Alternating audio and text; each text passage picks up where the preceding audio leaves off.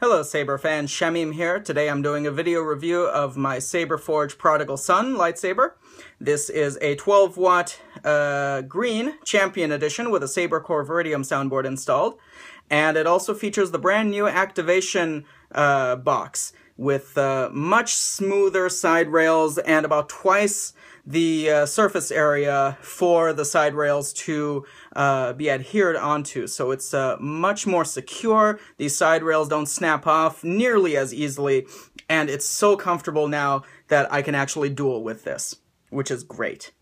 So you may have seen this lightsaber on a couple of my other videos if you're familiar with my YouTube channel, but those have always been in the context of reviewing other features, so I wanted to do a video that was just about my Prodigal Son, the 12 watt edition, because it's gorgeous! Who doesn't love a good Luke Skywalker lightsaber? And unless you have no familiarity at all with Star Wars, you will immediately recognize this as a gorgeous saber inspired very heavily by the Return of the Jedi Episode 6 Luke Skywalker lightsaber. First time we ever saw a green lightsaber on screen. So good. Alright, so starting at the top, this is one of the thin neck sabers. So you have the inner ring. On the Prodigal Son, it stands out a little bit further than the Exalted or the Redeemer to mimic the prop. And then you have this emitter flange here, which is quite nice. Where is it? There's the blade retention screw right underneath the lip there.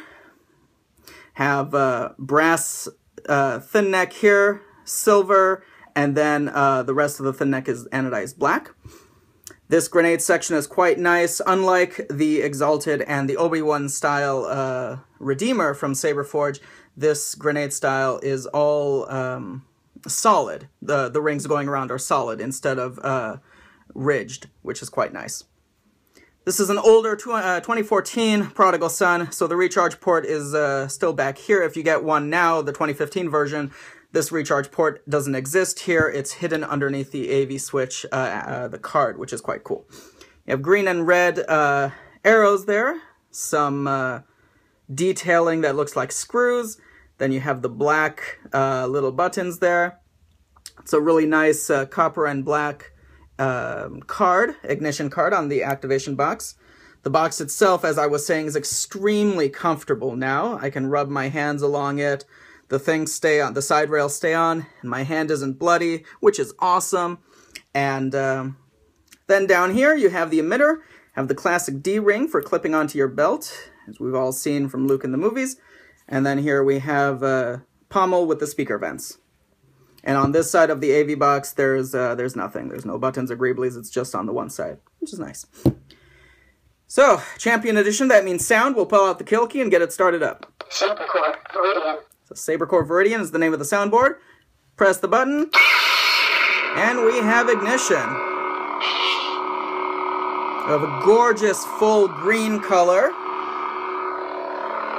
shining out of the middle tube. LED is housed right around here, and then it shines up through the thin neck.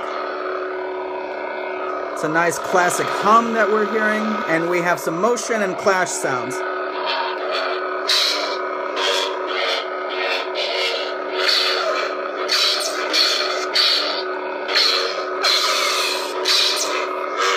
SaberCore Viridium comes with blaster bolt deflection as the auxiliary sound effect.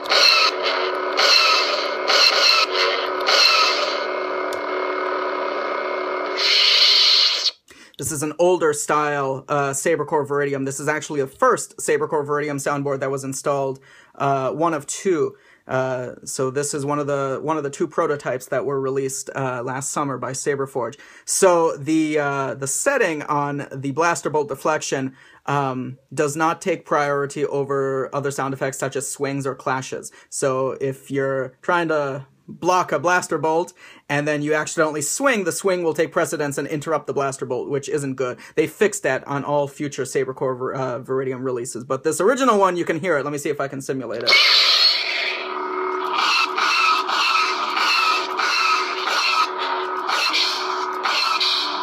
You can kind of hear how the blaster bolt might get interrupted.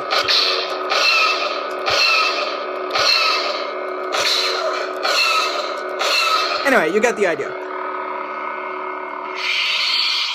Thin neck sabers do not accept blade plugs, And so there's nothing to unscrew. You just grab a blade and shove it right in. Tighten the blade retention screw with your included Allen wrench. Nice and tight, not going anywhere, not wiggling, and we'll turn it on. I have it set to an almost imperceptible pulsing. You can kind of see it on camera that it's flickering a little bit, but all the pulse flickering settings and motion and sound intensity settings are adjustable via the onboard menu. This is an older V3 Infinity Edge tip. It doesn't have the threaded tip, but it still illuminates all the way up to the end, which is lovely.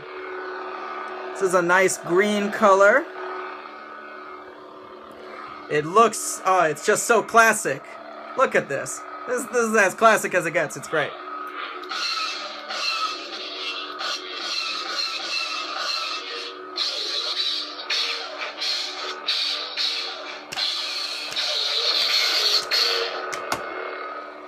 Alright.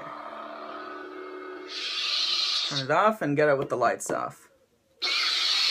12-watt green, illuminating the whole room. It's got a really nice base flare. And then it fades a little bit at the tip, but that's because it has a long way to go. But it's still illuminated very nicely all the way to the tip. In person, I mean, on camera, obviously it looks like that because of the way that the lights show. But in person, it's a really nice green, and it goes all the way to the tip. But it is brighter down here, as you can tell with the base flare.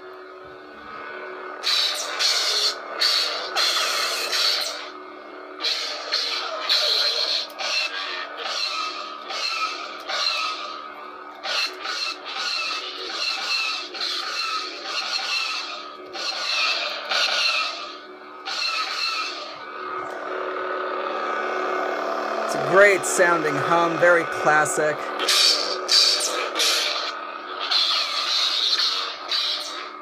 And we'll turn it off. So that's my Prodigal Son. If you have the chance to buy a Prodigal Son, do so. Treat yourself. Even if it's just an empty display saber, treat yourself. It's well worth it. This is an exquisite piece of work. And it's such a gorgeous design from the movie that SaberForge captured very well in person. They've done an excellent job. So yeah, I love my Prodigal Son. I love all my sabers, of course, but this one is very special. And it's unique since it was the prototype, so I think I'm going to be holding on to this guy. Anyway, thanks for watching, guys.